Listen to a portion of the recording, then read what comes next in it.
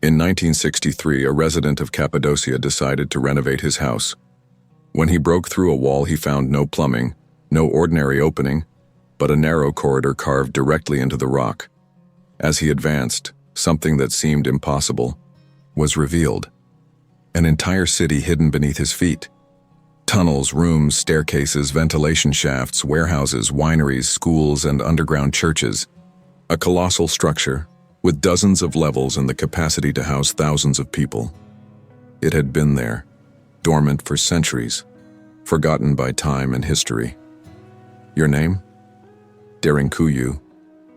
But how could such a sophisticated and extensive city remain hidden for so long? And the most disturbing thing? Why does almost no one talk about her?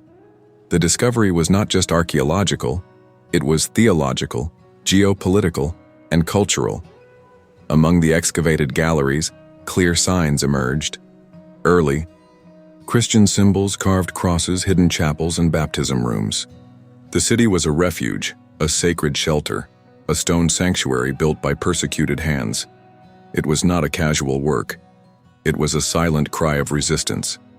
Derinkuyu was not made for comfort, but for survival.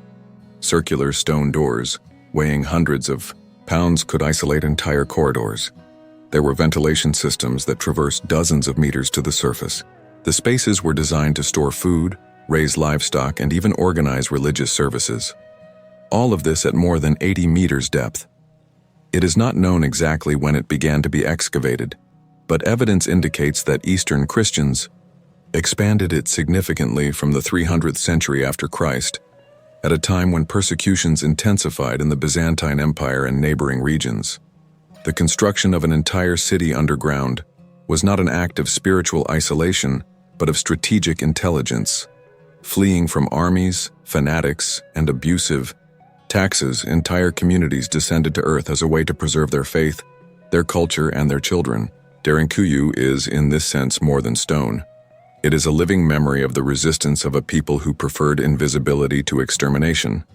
But what would have led these people to descend not only physically but also symbolically to the bottom of the earth? What kind of historical, political, and spiritual threat forced them to create a world apart, where sunlight was replaced by the silent hope of better days? If you like stories buried by official history and want to see more investigations like this, subscribe to the channel. Here, each discovery is an invitation to think beyond the surface and question what we have always been told. The answer lies in the shadows of the 400th century after Christ, when Christianity, although already official and part of the Roman Empire, was still the target of suspicion, theological disagreements, and localized persecution, especially in the eastern regions. Cappadocia, where Derinkuyu is located, was one of these tension zones. Between Persian invasions, Arab incursions, and internal conflicts between different Christian currents, living above the surface meant being exposed to political chaos and religious violence.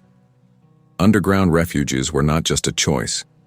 They were a brutal necessity.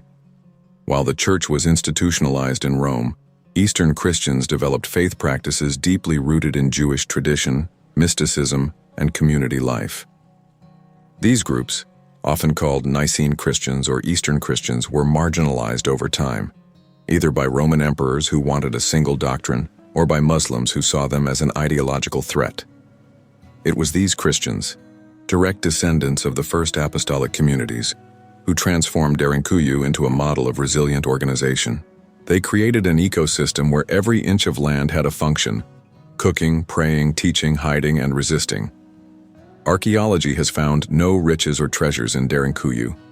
He found something rarer: traces of an intentional, deeply spiritual, and strategically articulated life. Prayer rooms with niches facing Jerusalem, communal cafeterias, drinking water wells protected from poisoning, a defensive system that included narrow corridors to force enemies into line, facilitating defense. Everything indicated that the residents were not just hiding, they planned to stay alive for long periods without losing their religious identity. Derinkuyu's architecture tells a story that books ignore, that of communities that built in the silence of the earth, a faith that did not depend on majestic temples or state recognition. A clandestine but living faith. And perhaps this is precisely what makes this city so uncomfortable for official records. It subverts the narrative that Christianity expanded only through the halls of power. Derinkuyu shows that he also flourished in the bowels of the world, out of sight but not far from history. Derinkuyu's symbolic strength surpasses its stone walls. It questions the very way we construct official history. While monumental structures, such as basilicas and palaces, were preserved, celebrated and recorded, the underground city remained forgotten as if its existence were inconvenient. And maybe it was. After all, it reveals a facet of Christianity that challenges both the imperial ideal and Western Romanticism, a persecuted, fragmented, resistant, and Eastern Christianity. Much of the Christian tradition was later modeled, after Rome and Constantinople. The voices of Syria, Palestine, Cappadocia, and Egypt were erased over time, replaced by a centralized and politically more palatable narrative.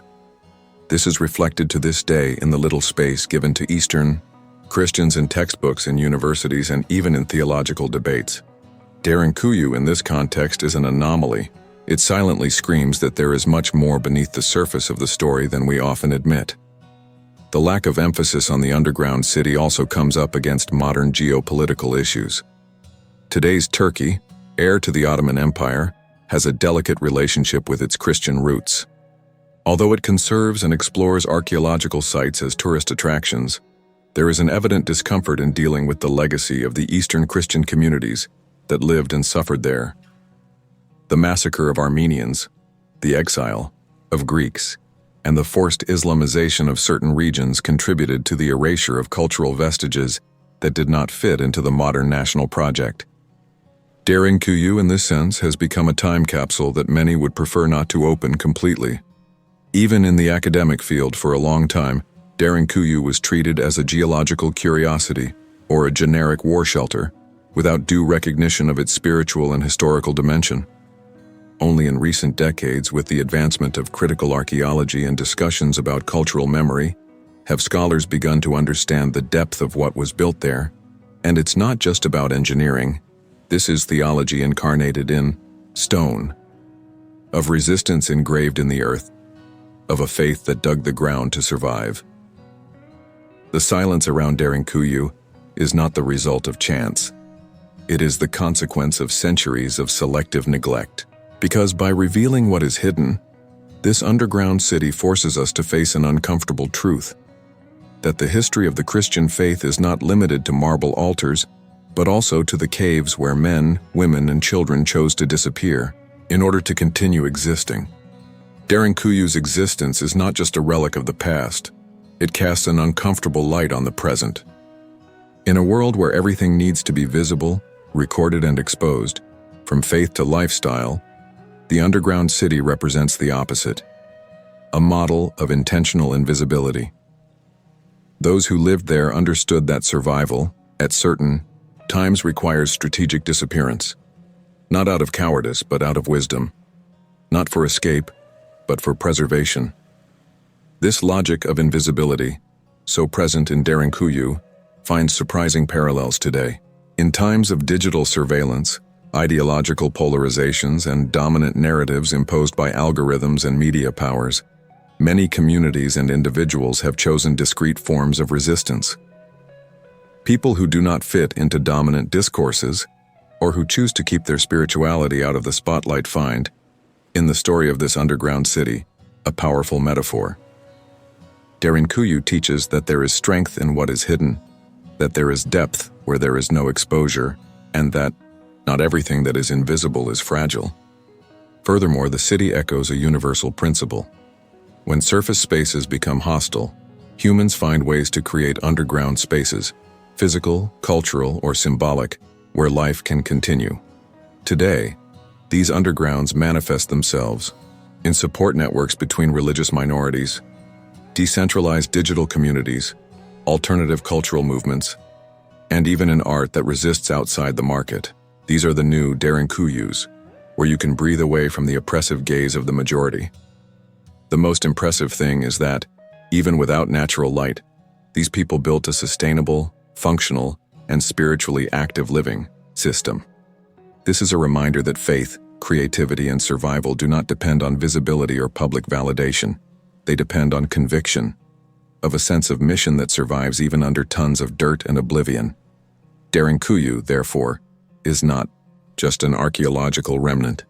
It is a silent denunciation against the superficiality of collective memory. It is a call to depth in surface times. It is a reminder that there are sacred stories that were not written on papyrus or preached in pulpits, but carved in dark corridors by calloused hands that believed in something greater than themselves. Perhaps this city's greatest legacy is not what was discovered, but what it still forces us to ask. How many truths are buried today, not for lack of evidence, but for lack of courage to excavate them? If this type of content piques your curiosity and makes you see the story with different eyes, leave a like, subscribe to the channel, and activate notifications. In the next video, we will continue to unearth forgotten truths, and perhaps find questions that are even more uncomfortable than answers.